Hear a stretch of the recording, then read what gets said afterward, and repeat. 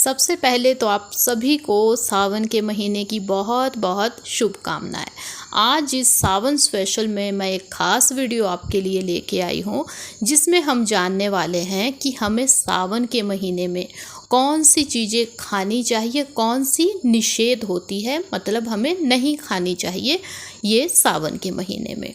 यदि उपवास है तो हम क्या खाएं या क्या ना खाएं, या यदि उपवास भी नहीं है ना तो भी ऐसी कौन सी चीज़ें हैं यदि उन्हें सावन के महीने में ना खाया जाए ना तो आपके लिए भी उतना ही फलदायी होगा ये महीना जितना कि उपवास लेने वालों के लिए। आइए सबसे पहले जानते हैं कि सावन के महीने में हमें क्या खाना चाहिए।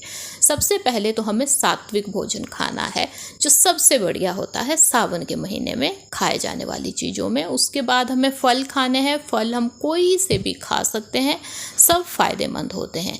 फलों से बनाया हुआ जूस हम पी सकते हैं, लेकिन ये जूस हमें खुद बनाना है। उसके बाद जो मेवे होते हैं वो हम कोई से भी खा सकते हैं। इसमें आपको ध्यान देना है कि खटाई वाला हो सके तो ना खाएं आप मेवा। उसके बाद उबला हुआ दूध या उससे बनी हुई चीज़ें हम ले सकते हैं। सब्जियों की यदि बात कहूँ तो घिया सबसे पहले आती है, जो बहुत ही शुभ है यदि सावन के महीने में खाई जाए। घिया से आप अनेकों मिष्ठान बना सकते हैं, हलवा बना सकते हैं, या इसकी सब्जी बना के भी खा सकते हैं। उसके बाद कद्दू भी आप खा सकते हैं, इसके भी अनेकों मिष्ठान बनते हैं। टिंडा आप खा सकते हो। उसके बाद जो अरबी होती है उसे खा सकते हैं। सबसे ज़्यादा खाया जाता है उपवास में आलू, क्योंकि आलू से बनती है अनेकों डिशेस, जिसमें सूखे आलू आते हैं या आप इसका हलवा बना सकते हो। अनेकों मिष्ठान इसके बनते हैं। उसके बाद साबूदाना भी बहुत अच्छा है यदि इसे आप सावन के महीने में उपवास में खाते हैं। इससे भी अनेकों स्वीट डिश या नमकीन डिश या मिष्ठान बनाए जाते हैं। उसके बाद आता है मखाना, जो कि बहुत अच्छा होता है स्वास्थ्य के लिए। वहीं पे यदि सावन के महीने में आप इसे खाते हो तो ये बहुत अच्छा होता है। जहाँ इसके अनेकों मिष्ठान बनते हैं वहीं नमकीन डिश भी बनाई जाती है। मूंगफली भी आप खा सकते हो सावन के महीने में यदि उपवास है तो भी, या आप ऐसे भी इसे खा सकते हो। ये भी शुभ मानी गई है उपवास या सावन के महीने में खाने के लिए। इसका नमकीन या मिष्ठान या आप कोई सी भी स्वीट डिश भी बना सकते हो। उसके बाद आते हैं उपवास में खाए जाने वाले जो आटा होता है। अनेकों आटे आते हैं, आप उन्हें खा सकते हैं, लेकिन आपको ध्यान क्या देना है, बढ़िया से आटे को छान ले, क्योंकि सावन का महीना मतलब कच्ची मौसम का महीना, मानसून का महीना, तो हो सकता है इसमें अशुद्धियाँ हो, तो पहले अच्छे से छान ले। यदि साफ़ हो तो आप इससे अनेकों चीज़ें बना के खा सकते हैं। बिल्कुल वैसे ही आप जो उपवास का जो चावल आता है उसे भी खा सकते हो, लेकिन इसे भी आपको अच्छे से छांटना है। ध्यान देना है कोई अशुद्धियाँ आप गलती से भी ना खाएं। उसके बाद मैं मसालों की यदि बात कहूँ तो मसालों में सबसे पहले आता है सेंधा नमक। यदि उपवास है तो आपको सेंधा नमक ही लेना है। उसके बाद आप छोटी इलायची जो होती है वो भी ले सकते हैं। अजवाइन आप ले सकते हो।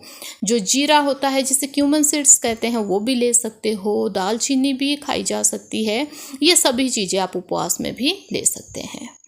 अब जानते हैं ये कि क्या नहीं खाना है। विशेष ध्यान दीजिएगा इस बात पे। सबसे पहले तो नॉन वेज यानी कि मीट, मच्छी, अंडा, ये कोई भी चीज़ें हमें बिल्कुल भी नहीं खानी है सावन के महीने में। बिल्कुल निषेध माना गया है इन्हें खाना। इन्हें हम ना खा सकते हैं, यहाँ तक कि यदि आप आदी भी हो इन चीज़ों के, मतलब कुछ लोग होते हैं ना कि उन्हें खाना ही है, तो वो भी 1 महीने के लिए तो इन्हें बिल्कुल ना खाएं। अब यदि मैं बात कहूँ इसमें अंडे की, तो कुछ लोगों का कहना होता है कि जो अंडा यानी कि जो एग है वो नॉन वेज नहीं होता है, लेकिन ये नॉन वेज ही है, आपको ये नहीं खाना है। बिल्कुल वैसे ही हमें नशीली वस्तुएं नहीं खानी है। अनेकों नशे आते हैं, अलग अलग फॉर्म में आते हैं। कोई जैसे स्मोकिंग हो गया, या इंजेक्शन है, या टैबलेटें, बहुत चीज़ें हैं। तो हमें ये जो नशीली वस्तु हैं इन्हें बिल्कुल नहीं खाना है, चाहे इसमें कोई पेय हो या किसी भी फॉर्म में ये हो। अब यहाँ एक ख़ास बात आती है, जो बहुत छोटी बात है, हम भूल जाते हैं इन चीज़ों को। अब जैसे गुटखा, चुटकी, ये छोटी छोटी चीज़ें होती जो आम लोग खाते, इन्हें भी आपको नहीं खाना है इस महीने में। उसके बाद आता है लहसुन प्याज। तो जो सावन का महीना है उसमें तामसिक भोजन नहीं लिया जाता। जो लहसुन प्याज है वो तामसिक भोजन में आता है, तो आपको ये बिल्कुल भी नहीं लेना है। अब सबसे निषेध जिसे माना गया है ना, जिसे हमें बिल्कुल भी नहीं खाना है, विशेष ध्यान देना है, वो है बैंगन। बैंगन को बिल्कुल बिल्कुल निषेध माना गया है, बिल्कुल भी नहीं खाना है सावन के महीने में आपको। बिल्कुल वैसे ही जो साग होते हैं ना, या जो पत्ते वाली सब्जियां हैं, जिसमें मैं आपको कुछ के नाम गिना दूं। जैसे साग में तो जिन जिन चीज़ों के हम पत्तियां खाते हैं, जैसे पालक हो गया, ये सब चीज़ें आजकल होती है, वो हमें नहीं खाने हैं। उसके बाद मेथी को हमें नहीं खाना है। इसमें यदि बात कहूँ तो पत्ता गोभी आ गई, उसी के साथ हमें जो फूल गोभी है वो भी नहीं खानी है।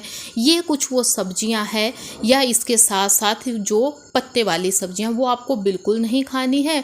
वजह ये ही कि इनमें कीड़े भी होते हैं। साथ ही साथ पता भी क्या कहते हैं कि जो भोले बाबा है उन्हें जो ये पत्ते हैं, फूल पत्ते हैं, वो बहुत ज़्यादा पसंद है ऐसी चीज़ें। तो कहते हैं कि इन्हें हमें नहीं काटना चाहिए सावन के महीने में, क्योंकि इसे भी पाप ही माना जाता है। ये वजह भी है कि हम इन्हें नहीं खाते हैं।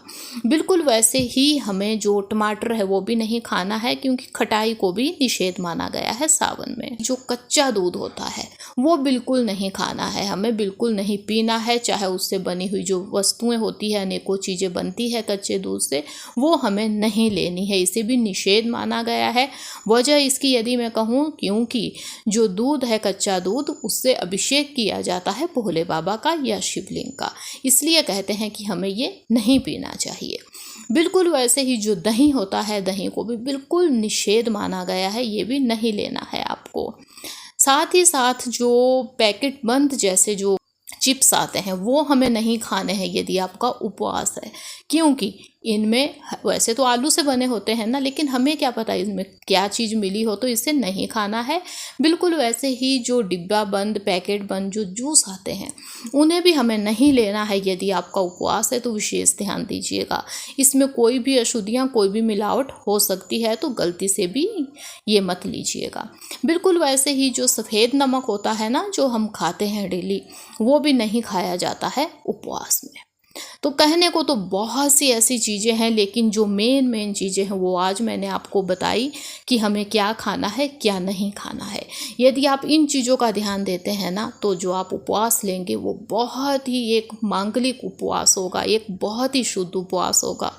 तो विश्वास है मुझे कि आपको आज की वीडियो अच्छी लगी होगी, आपके काम आए होंगे जो चीज़ें मैंने बताई। तो इसी उम्मीद के साथ हम मिलेंगे किसी नई वीडियो के साथ। तब तक के लिए धन्यवाद। जय माता दी। ओम नमः शिवाय।